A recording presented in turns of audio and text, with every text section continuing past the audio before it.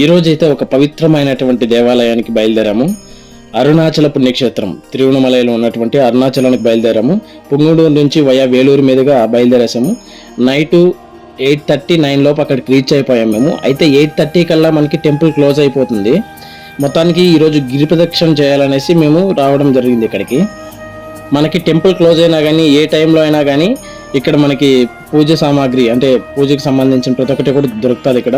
చూడండి, మేమైతే ఇక్కడ కర్పూరము, టెంకాయి, తర్వాత జ్యోతి, ఇక్కడైతే మనము రాజగోపురం దగ్గర జ్యోతి వెలిగించాలి. జ్యోతి వెలిగించి మనము గిరి ప్రదక్షిణ అనేది స్టార్ట్ చేయాలన్నమాట.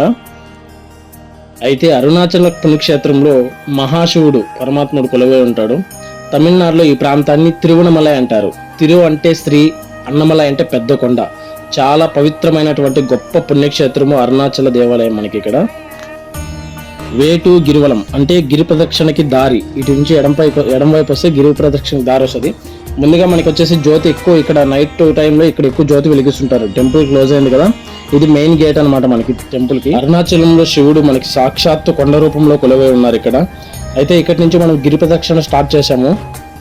అయితే ప్రదక్షిణ ప్రారంభించేటప్పుడు ఓం నమ శివాయ, అరుణాచల శివ అని మనసులో స్మరిస్తూ ప్రారంభిస్తే చాలా బాగుంటుంది.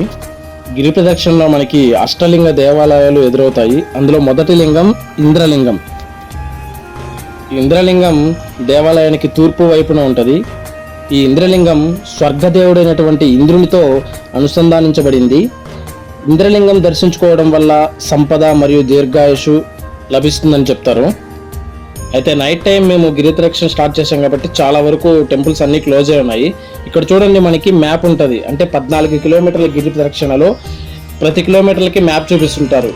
ఎక్కడెక్కడ ఏ లింగం ఉంటుంది, ఎన్ని కిలోమీటర్లకి అనేసి ప్రతి ఒక్కటి మనకి మ్యాప్ ఉంటుంది. అయితే ఈరోజు చాలా వరకునే ప్రజలు తరలిచ్చారనమాట. మనకి నైట్ మొత్తం, మార్నింగ్ వరకు నైట్ మొత్తం మనకి అక్కడ తినడానికి, తాగడానికి ప్రతి ఒక్కటి రోడ్డు మీద అవైలబుల్లో ఉంటాయి. ఈ గిరి ప్రదక్షిణ రోడ్ అయితే మనకి మెయిన్ రోడ్డే అనమాట, పెద్ద హైవే లాగా ఉంటుంది. అందులో సెకండ్ది వచ్చేసి మనకి ఇక్కడ అగ్నితీర్థం పక్కన ఉన్నటువంటి అగ్నిలింగం, ఇది మనకి రెండో లింగము. అగ్నిలింగం ఆగ్నేయం వైపు ఉంటుంది. అగ్నిలింగం దర్శించుకోవడం వల్ల అనారోగ్యం నుంచి బయటపడి మంచి ఆరోగ్యంగా, శక్తివంతంగా ఉంటాము. ఇక్కడ చూడండి, గిరి ప్రదక్షిణ చేసేటప్పుడు చెప్పులు వేసుకొని చేస్తున్నారు. అలా చేయకూడదు, మంచిది కాదు. చెప్పులు తీసేసే చేయాలి. అటు నుంచి అలా ముందుకు వచ్చామంటే ఇక మూడో లింగం మనకి యమలింగం దేవాలయం అనమాట. ఇది దక్షిణం వైపు ఉంటుంది. యమలింగాన్ని దర్శించుకోవడం వల్ల ఆర్థిక ఇబ్బందుల నుంచి బయటపడడంతో పాటు మంచి ఆయుష్ కూడా పెరుగుతుందంటారు. తర్వాత మనకి నాలుగో లింగం వచ్చేసి నైరుతి లింగం. ఇక్కడ మ్యాప్ అయితే మనకి చూపిస్తున్నారు, మనం ఎక్కడ ఉన్నాము, తర్వాత నెక్స్ట్ టెంపుల్ ఎన్ని కిలోమీటర్లు ఉంటుంది, సరౌండింగ్ మనకి గిరి ప్రదక్షిణ మ్యాప్ అంతా ఇక్కడే ఉంటుంది. మధ్యలో అయితే ఒక అమ్మవారి టెంపుల్, అక్కడక్కడ వినాయక స్వామి టెంపుల్ అన్నీ కూడా ఎదురవుతూ ఉంటాయి. చాలా అద్భుతంగా ఉంటుంది. అయితే గిరి ప్రదక్షిణ నడిచేటప్పుడు మనకి ఓం నమ శివాయ లేకపోతే అరుణాచల శివ అని మనసులో స్మరిస్తూ ఇలా చెప్పు లేకుండా నడిస్తే చాలా అంటే చాలా పుణ్యం కలుగుతుంది అనమాట. మధ్యలో చూడండి, ఇక్కడ మనకి రోడ్డు సైడ్న అంటే జింకలు, దుప్పెలు ఇవి మొత్తం కూడా ఉన్నాయి. అందరూ కూడా వాటిని చూస్తూ చాలా అంటే చాలా హ్యాపీగా అయితే గిరి ప్రదక్షిణ జరుగుతుంది. ఎటువంటి ఇబ్బంది లేదు, ఎందుకంటే రోడ్డు చాలా విశాలంగా ఉంది మనకి. ఇది హైవే అనమాట.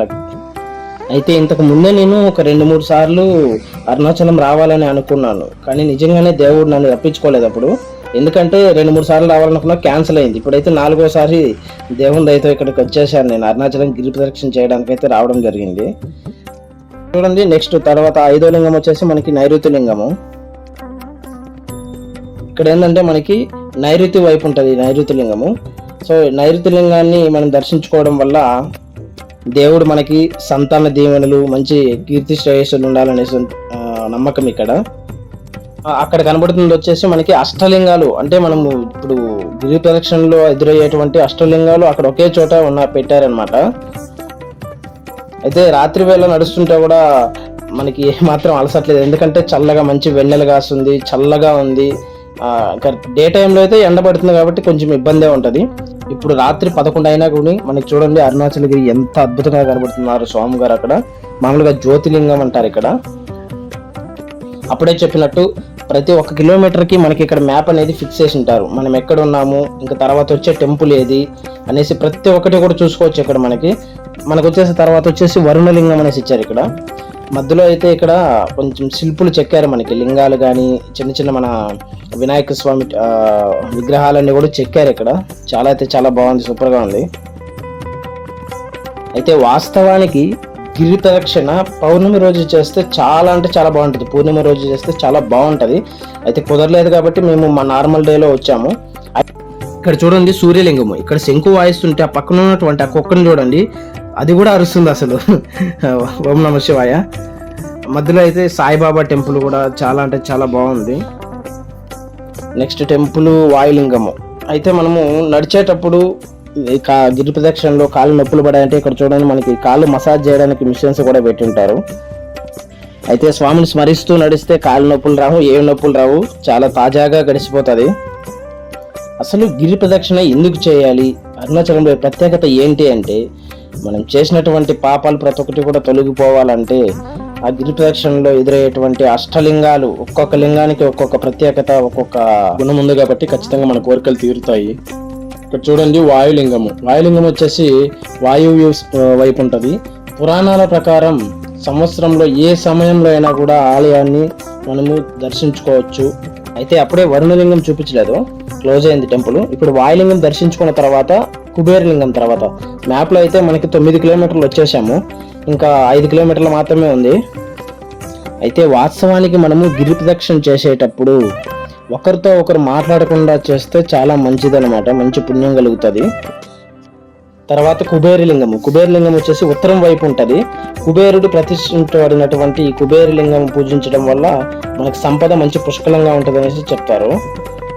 ఇంకా లాస్ట్ వచ్చేసి మనకి ఈశాన్యలింగం. ఈశాన్యలింగం ఈశాన్యం వైపు ఉంటుంది. మొత్తం 14 కిలోమీటర్లు నడిచేలోపు అయితే కొద్దిగా కాళ్ళు నొప్పి పెట్టాయి, ఎందుకంటే తార్ రోడ్డు ఉంది కదా.